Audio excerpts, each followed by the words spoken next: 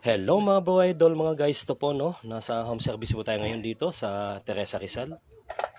May ginagawa po tayo e-bike. Yan po guys. Ang issue po niya ay may power po siya pero ay isang umandar. Ayaw po mag-start. So guys, tingnan po natin mga wiring niya. Check natin ay talaga may problema sa mga wire. So guys, yan po, nabuna po natin. Okay. Yan po guys, e-bike po. Pinapagani ate sa atin. Hindi na po siya humarap sa camera dahil po siya nahihiya. So ito po, pinapress ko na po sa inyo na nabuo na po natin ang e-bike.